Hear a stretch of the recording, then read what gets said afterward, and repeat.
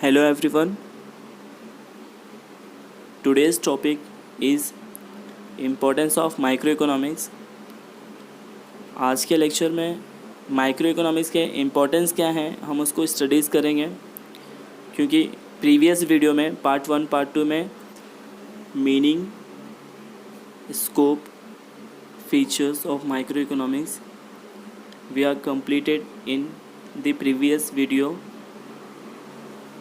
Only remaining is importance of microeconomics. So ये lecture में हम इम्पोर्टेंस ऑफ माइक्रो इकोनॉमिक्स को कंप्लीट करेंगे. Importance of micro economics, price determinations, free market economy, foreign trade, economy model building, business decision, useful to government, basis of welfare economics. Look at the first point, price determinations. Price determinations means जो different factor of productions का use करके जो एक productions होता है ना, एक producers produce करते हैं ना, उसकी प्राइस को मेज़र करता है, हम उसको बोलते हैं प्राइस डिटर्मिनेशंस. ठीक है, तो ऑब्वियसली हमें पता है कि जो भी एक प्रोडक्शन होता है तो उसमें पहले हमारा इनपुट लगता है, वो लैंड, लेबर, कैपिटल, एंटरप्रेन्योर, इसका यूज़ करके जो भी प्रोडक्शन होता है ना, उसकी एक्चुअल प्राइस क्या है, हाँ, कितने पैसे उसमें बनाने में लगे, उसको जो मेज़र करते हैं ना, हाँ, उसको हम बोलते हैं price determination. Free market economy, it means ये हेल्प करता है कि जो भी एक प्रोडक्शंस गुड्स जिसको हम प्रोड्यूस करने वाले हैं, उसमें जो हमारा डिसीज़न है उससे रिगार्डिंग ये हेल्प करता है. फॉर एग्ज़ाम्पल, हम प्रोडक्शन करना चाहते हैं लेकिन हमें यही नहीं पता हमें क्या प्रोड्यूस करना है, कैसे प्रोड्यूस करना है, कितनी क्वांटिटी में प्रोड्यूस करना है. सो इससे रिलेटेड जो हमारे डिसीज़न है ना, हम वो फ्री मार्केट इकोनॉमिक्स के थ्रू ऑब्जर्व करते हैं कि हमें क्या बनाना है, कैसे बनाना है, कितनी क्वांटिटी में बनाना है और कब बनाना है. क्योंकि जो हम बना रहे हैं मार्केट में, उसकी डिमांड भी होनी चाहिए और उसकी सप्लाई भी होनी चाहिए. सो ये तो हमारा जो प्रोसीजर है, ये भी फैक्टर ऑफ प्रोडक्शन का प्रोसीजर है. जब हम ये करते हैं ना, एक प्रोडक्शन को प्रोड्यूस करते हैं, उसके बाद प्राइस डिटर्मिनेशन का काम स्टार्ट होता है. उसके बाद वो मेज़र करता है उसके प्राइस को जो हमने बनाने में लगाए. हाँ, लेकिन प्राइस डिटर्मिनेशन पहला पॉइंट है, याद रखेंगे. सेकेंड पॉइंट है हमारा फ्री मार्केट इकोनॉमी. हाँ, फ्री मार्केट इकोनॉमी क्या बनाना है, कैसे बनाना है, कितनी क्वांटिटी में बनाना है और कब बनाना है, उससे रिलेटेड हेल्प करता है डिसीजन लेने में. Foreign trade refer as export और import. So simple meaning foreign trade मतलब होता है हम एक्सपोर्ट करते हैं और इंपोर्ट करते हैं. हाँ, एक्सपोर्ट हम करते हैं अनदर कंट्री के साथ, हाँ, उसको हम बोलते हैं फॉरेन ट्रेड, और इंटरनेशनल ट्रेड भी बोलते हैं. ठीक है, अब यहाँ पे क्या दिया है, इफ़ेक्ट्स ऑफ टैरिफ. सो जब भी हम एक्सपोर्ट करते हैं ना अनदर कंट्री में, तो वहाँ की जो गवर्नमेंट है वो क्या करती है, टैरिफ इम्पोज करती है. टैरिफ मतलब टैक्स इम्पोज करते हैं जो भी हमने एक्सपोर्ट किया है. लेकिन जब हम इंपोर्ट कराते हैं ना कहीं से, हाँ, कोई कंट्री से जिसमें हम क्या है सफिशिएंट नहीं है, जो हमारे पास नेचुरल रिसोर्स नहीं है, हम क्या करते हैं, वो इंपोर्ट कराते हैं. तो जब हम इंपोर्ट कराते हैं तो हम हमारी कंट्री में हमारी गवर्नमेंट उसके ऊपर टैरिफ इम्पोज करती है. टैरिफ इम्पोज करती है मतलब टैक्स लगाती है वो गुड्स पर, वो कमोडिटीज़ पर. सो टैरिफ मतलब समझ गया होगा आपको. और इसका यूज़ सभी कंट्री करते हैं.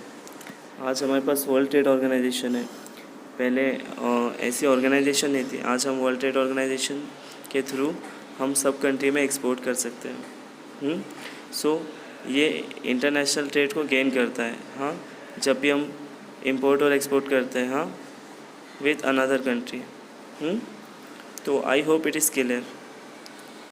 Economic model building means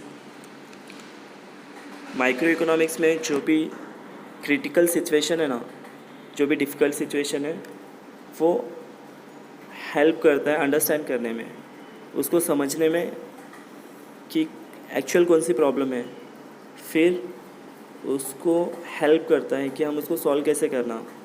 so इससे रिलेटेड उसके पास कॉन्सेप्ट हैं, इंस्ट्रूमेंट्स हैं, टूल्स हैं, वो उसके थ्रू हेल्प करता है कि जो हमारी माइक्रो इकोनॉमिक्स की प्रॉब्लम है वो सॉल्व हो जाए।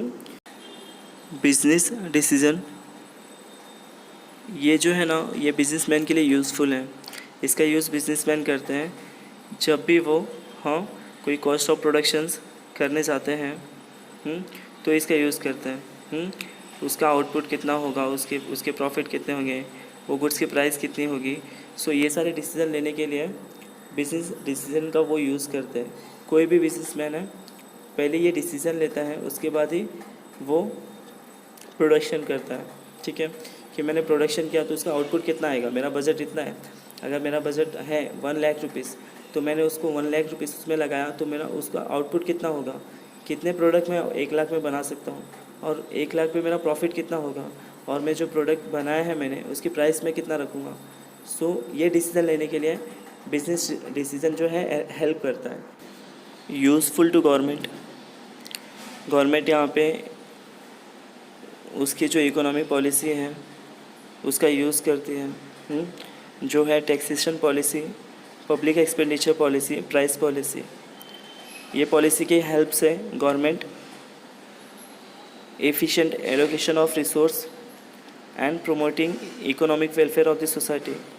सो ये जो 2 गोल्स हैं, ये जो 2 ऑब्जेक्टिव्स हैं, सो इसको वो डेवलप करने के लिए, प्रमोट करने के लिए ये पॉलिसी का यूज़ करते हैं। तो गवर्नमेंट जो यूज़ करती है इकोनॉमिक पॉलिसी, ये 2 कामों के लिए, एलोकेशन ऑफ रिसोर्स को एफिशिएंट करने के लिए और इकोनॉमिक वेलफेयर को प्रमोट करने के लिए। So I hope it is clear.